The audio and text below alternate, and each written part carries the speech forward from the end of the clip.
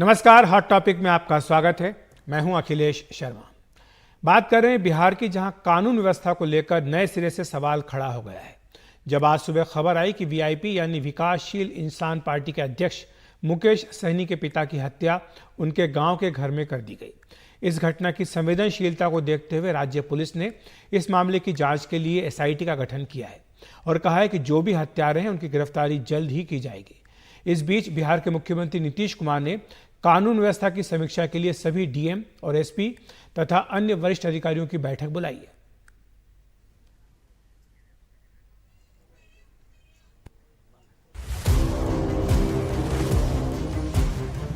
दरभंगा जिला मुख्यालय से 70 किलोमीटर दूर घनश्यामपुर थाना के जीरत गांव में इसी घर में मुकेश सहनी के पिता जीतन सहनी का शव मंगलवार को छत विक्षत अवस्था में मिला। जिस नृशंस तरीके से उनकी हत्या की गई, उससे पुलिस का मानना है कि हत्यारे या तो चोरी के इरादे से आए या किसी रंजिश में उन्होंने ये हत्या की। गेट जो बंद था, बैक गेट से लोग आके कुछ घटना किया और हम लोग चिन्हित कर रहे हैं और जो मैनुअल और टेक्निकल इंटेलिजेंस के आधार पर हम लोग चिन्हित करने के लिए प्रयास कर रहे हैं और तुरंत जल्दी से जल्दी उनका हम लोग विद्यमान करेंगे। मुकेश सहनी घटना के समय मुंबई में थे। खबर मिलते अपने गांव जाने के रास्ते पटना पहुंचे और कहा जो भी दोषी हो उसके खिलाफ सख्त कार्रवाई होनी चाहिए। माननीय मुख्यमंत्री नीतीश कुमार जी से भी बातचीत हुई है, गृह मंत्री श्री अमित शाह जी से भी बातचीत हुई है और आदरणीय लालू प्रसाद यादव जी से भी बातचीत हुई। तमाम हमारे जितने भी शुभचिंतक हैं, राज्य के लीडर और देश के नेता, सभी लोगों से बातचीत हुई है और सभी लोगों ने आश्वस्त किए हैं कि जो दोषी है उनको बख्शा नहीं जाएगा। मेरा तो राज्य सरकार माननीय मुख्यमंत्री जी से आग्रह है कि इस पे खुद ही संज्ञान लेते हुए जो दोषी है उसको सजा दी जाए। हालांकि मुख्यमंत्री नीतीश कुमार ने इसकी जांच के लिए एसआईटी बनाने का निर्देश दिया, लेकिन विपक्ष उन पर अब हमलावर है। घटना के त्वरित उद्भेदन हेतु एक एसआईटी का गठन किया गया है। 2 संदिग्धों को वहां से डिटेन कर उनसे पूछताछ की प्रक्रिया प्रारंभ की जा रही है।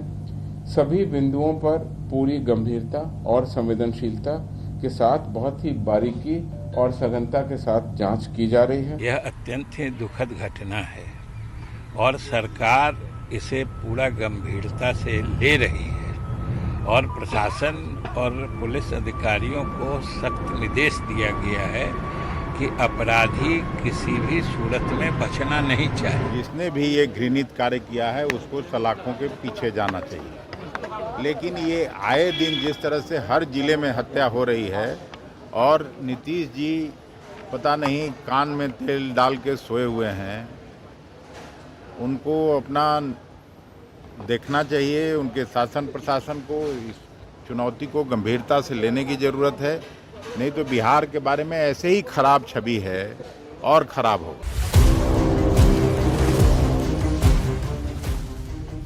दरभंगा के सुपौल बाजार में हुए इस हत्याकांड ने बिहार में एक राजनीतिक भूचाल चला दिया है। बिहार सरकार ने इस मामले में विशेष संज्ञान लेते हुए जहां त्वरित कार्रवाई का आश्वासन दिया है, वहीं विपक्ष हमलावर है कि बिहार में बिगड़ती हुई विधि व्यवस्था का परिणाम है। दरभंगा से प्रमोद गुप्ता के साथ प्रभाकर कुमार, एनडीटीवी। तो बेहद निर्मम तरीके से हत्या की गई है और जैसा कि आपने प्रतिक्रिया में सुना है कि सबने अपना शोक इसको लेकर के व्यक्त किया है।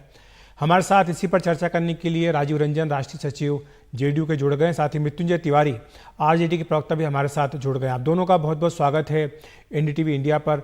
राजीव रंजन जी, आपके पास सबसे पहले आना चाहूँगा, आपकी पहली प्रतिक्रिया जब आपने ये खबर सुनी, क्योंकि पूरे देश में आज इसको लेकर के आक्रोश है। देखिए, निसंदेह इस घटना ने पूरे बिहार में शोक की लहर पैदा की है। एक बुजुर्ग और निसंदेह उम्र के जिस पड़ाव पर थे,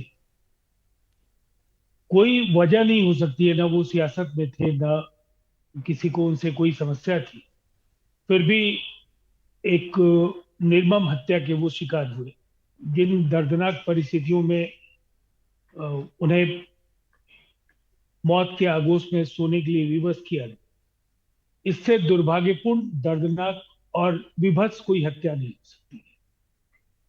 लेकिन मैं ये मानता हूं कि एक सरकार की जिम्मेदारी है, अगर कोई घटना घटे तो पूरी संवेदनशीलता के साथ घटना की जवाबदेही लेते हुए घटना के जवाबदेह लोगों की गिरफ्तारी, उस पूरे कांड का उद्भेदन और न्यायिक प्रक्रिया तक इस पूरे प्रकरण को एक निर्णायक परिणति तक पहुंचाने का जो सरकार का संकल्प है जी। वो आपको आज दिन भर की जो गतिविधियां हैं उससे आपको दिखी हो। घटना की जानकारी मिलते के साथ वहां स्थानीय पुलिस वहां पहुंची और जिस तरह से त्वरित कार्रवाई एसआईटी के गठन और फिर एफएसएल की पूरी टीम वहां पहुंची और इसके साथ ही साथ डॉग स्क्वाड वहां पर अपने काम में लग गया। फिर 2 जो हिरासत में लोग लिए गए, पुलिस का ये मानना है कि बहुत ज्यादा समय नहीं लगेगा, कुछ घंटे बस इसकी प्रतीक्षा हमें करनी चाहिए। किसी भी समय इस पूरे प्रकरण का उद्भेदन हो जाएगा और जो भी जवाबदेह तत्व हैं उनकी गिरफ्तारी सुनिश्चित की जाएगी, इसमें कहीं कोई दो राय। ठीक है, मृत्युंजय जी आपके पास आना चाहूंगा। आप किस तरह से लेंगे आज ये जो हत्या हुई है और जिसको लेकर के राजीव रंजन जी भी बोल रहे हैं कि सरकार ने तुरंत कार्रवाई की है, लेकिन एक लंबा ग्राफ है जो आंकड़े लगातार तस्वीर पर चल रहे हैं कि पिछले कुछ दिनों के अगर आंकड़े उठा करके देखें बिहार में तो एक के बाद एक इस तरह के अपराधों की झड़ी लगी हुई है। देखिए, आज जब सुबह सवेरे इस घटना की जानकारी मिली तो सभी लोग स्तब्ध रह गए और ये अत्यंत ही दुखद खबर से हम लोग सारे लोग बिहार के लोग मर्माहत हैं और ये सवाल सरकार पर उठ रहे हैं कि अब शासन प्रशासन का इकबाल समाप्त हो गया है। जो शासन प्रशासन में लोग बैठे हैं ये लोग जंगल राज की बात करते थे जब राष्ट्रीय जनता दल का शासन था। आज लगातार तेजस्वी यादव जी लगातार सवाल खड़े कर रहे हैं कि रोज हत्याओं का दौर जारी है और कल भी पटना में 2 नौजवानों की हत्या हो गई, एक 8 वर्ष बच्चे की, 11 वर्ष बच्चे की, और सारे जगहों पर रोज तेजस्वी यादव जी अपराध का बुलेटिन जारी कर रहे हैं। लेकिन ना जाने क्यों सरकार कान में तेल देकर क्यों सोई हुई है। सरकार नाम की कोई चीज नहीं बची, अपराधियों का मनोबल इतना बढ़ा हुआ है, अपराधी राज कायम हो गया है। उसको जंगल राज की संज्ञा दी जाती थी हमारे शासन को, तो ये तो महाजंगल राज चल रहा है। हत्या हो रही है, पुलिस प्रशासन और आदरणीय मुख्यमंत्री जी अधिकारी पदाधिकारियों पर क्या कार्रवाई हो रही, ये कौन सा शासन चल रहा है? आखिर शासन का हनक, शासन का इकबाल, शासन प्रशासन का जो इकबाल है, वर्दी का जो खौफ है, वो तो दिख ही नहीं रहा है बिहार में। जी, राजीव रंजन जी आपका जवाब इसके ऊपर, क्योंकि ये तो बात कही जाएगी, क्योंकि आप जब विपक्ष में थे तब आप लगातार लालू जी के टाइम पर जंगल राज की बात करते थे। आज आपकी सरकार है, आज से नहीं बल्कि कई वर्षों से है, तो ये जो कानून व्यवस्था का मुद्दा है खासतौर से जो हाईलाइट हो रहा है और इस हत्या के बाद से ज़्यादा इस पर चर्चा हो रही है, क्योंकि वीआईपी पार्टी के नेता, उनके पिताजी की हत्या, वो भी उनके घर में ही, और बुजुर्ग व्यक्ति की इस तरह से हत्या, निर्मम निशंस हत्या, इसको लेकर के पूरी सरकार के ऊपर, कानून व्यवस्था के ऊपर सवाल उठ रहा है। देखिए, शासन के जो 2 ये कालखंड है, जो 2 मॉडल है, इसका एक फर्क समझिए। घटनाएं जो भी घटी हैं उस पर भी मैं आगे जो आंकड़े और जिस तरह से इस पूरे प्रकरण पर विपक्ष हमलावर है, मैं उस पर भी जवाब दूंगा। लेकिन पहली बात क्या है, एक ऐसा दौर था जब घटनाएं होती थी, फिरौती के लिए अगर अपहरण होता था तो फिर लोग पुलिस से उम्मीद नहीं करते, लोग सत्तारूढ़ दल के बड़े नेताओं की शरण में जाते थे कि वो मध्यस्थता करेंगे और वो फिरौती दिलवा करके उन्हें छुड़ा लेंगे। ऐसी अनेक घटनाएं हैं बिहार से, बहुत ही बड़े पैमाने पर लोगों का पलायन हुआ। लेकिन मैं उस ओर नहीं जाना चाहूंगा। जो नरसंहारों का दौर है, जिस तरीके की हत्याएं हुई हैं, जिस लोगों को सिहरन पैदा हो जाती थी कुछ चेहरों को देख करके, बाहुबलियों की समानांतर सरकारें बिहार के हर जिले में थी। लेकिन हमारी जिम्मेदारी है, जनता का आशीर्वाद अगर मिला है तो निसंदेह उसकी कसौटी पर खरे उतरने की ईमानदार हम कोशिश करेंगे। आज भी जो बैठक मुख्यमंत्री श्री नीतीश कुमार कर रहे हैं, ये बैठक समय समय पर होती रही। आज की बैठक भी विशेष परिस्थिति में नहीं है, ये पूर्व निर्धारित बैठक और ऐसी बैठकें निरंतर होती हैं। घटनाओं के बाद पुलिस क्या कार्रवाई करती है, अनुसंधान कितना वैज्ञानिक है, उद्भेदन के बाद चार्जशीट फाइल कराने से लेकर और न्यायिक प्रक्रिया में जो पुलिस की भूमिका है, इन तमाम बिंदुओं पर चर्चा होती है। और जो आंकड़ों को लेकर के है, आप देश के किसी भी राज्य के आंकड़े जब देखेंगे और अपराध को लेकर के आंकड़े किसी भी राज्य में आएंगे, लेकिन बिहार की आबादी देश के दूसरे बड़े राज्य के तौर पर है। लेकिन बाकी राज्यों में तो सुशासन का दावा नहीं किया जाता है ना राजीव जी, वहां तो नीतीश कुमार जी तो सुशासन का दावा करते हैं, इसलिए वहां पर सवाल ज्यादा उठ रहे हैं। नहीं, दावा हम नहीं करते हैं, जनता सुशासन बाबू उनको कहती है और जनता ने अपने फैसले पर बार बार मुहर लगाई। कई बार क्या होता है, आप तुलनात्मक तौर पर देखिए, आप बिहार के आंकड़ों को, अगर एनसीआरबी के आंकड़े आप देखते हैं तो हम जो उत्तर पूर्व के राज्य जहां की आबादी बहुत कम है उनसे बिहार की तुलना तो नहीं कर सकते। बिहार और उत्तर प्रदेश में आबादी ज्यादा है, तो कुछ आंकड़ों का फर्क समझना भी बेहद जरूरी है। इसीलिए हम लोगों ने बार बार कहा है कि इसको प्रति लाख व्यक्तियों को आधार बना करके ये आंकड़े सामने रखे जाने चाहिए। लेकिन जहां तक मुकेश सहनी का सवाल है, या जो सौरभ कुमार या आपके मॉनिटर पर जो भी नाम दिख रहे हैं, ये राज्य सरकार की जिम्मेदारी है कि हम इनके लिए जवाबदेह तत्वों की गिरफ्तारी और इस पूरे प्रकरण को तार्किक परिणति पर पहुंचाने के लिए क्या कुछ करते हैं, इस पर जनता का यकीन है या नहीं, और जनता का यकीन है वो बार बार परिलक्षित होता है। सही बात है, आपने कहा कि सरकार की जिम्मेदारी है कि जो दोषी हैं, जो इस हत्या के लिए या अन्य अपराधों के लिए उनको सजा दी जाए। मृत्युंजय जी, लेकिन सवाल ये भी उठ रहा है कि क्या पुलिस को अपना काम नहीं करने दिया जाना चाहिए? जिस तरह से आक्रामक लहजे में विपक्ष ने अपने तेवर दिखाए हैं, क्या ये जांच को प्रभावित करेगा? इस तरह की बातें कही जा रही है। जो राजनीति है, क्या वो राजनीति नहीं होनी चाहिए या होनी चाहिए? अखिलेश जी, देखिए अखिलेश जी, मौत पर सियासत किसी को नहीं करनी चाहिए। किसी भी घटना का हम विपक्ष, एक जिम्मेवार विपक्ष के रूप में, अगर इस तरह से हत्याओं का दौर चलता रहेगा बिहार में, तो विपक्ष चुप नहीं बैठ सकता है। सवाल सरकार के इकबाल पर खड़े होंगे, क्योंकि ये सरकार ये सुशासन का दावा करती है और रोज हत्या हो रही। अब तो हद हो गई।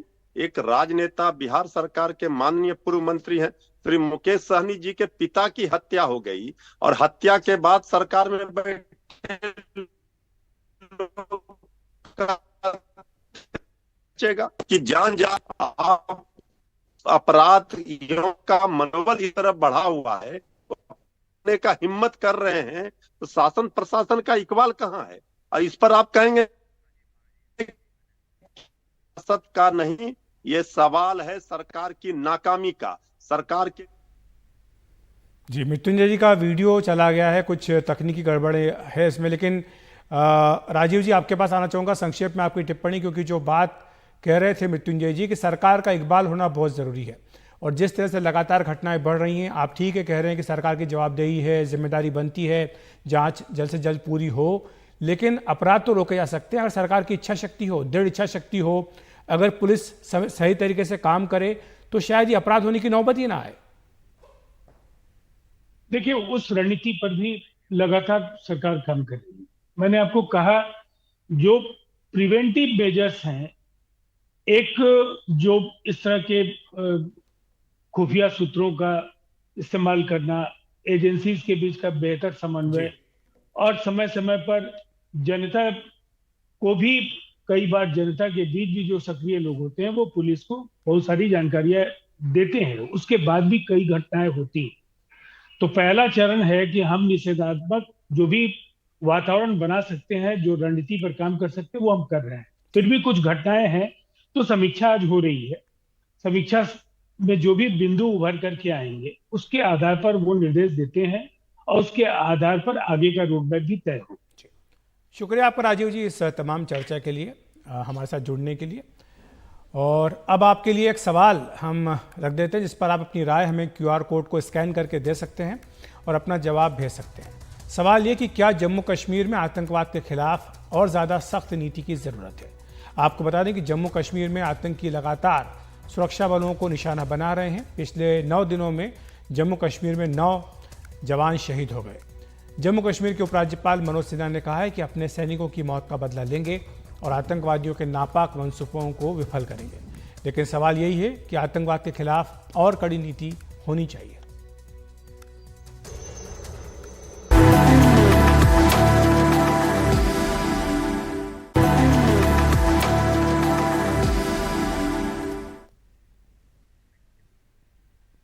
गृह मंत्री अमित शाह ने आज हरियाणा में कांग्रेस पर जोरदार हमला बोला। उन्होंने कहा कि अगर कांग्रेस सत्ता में आई तो कर्नाटक की तरह हरियाणा में भी पिछड़ों का आरक्षण छीनकर मुसलमानों को दे देगी।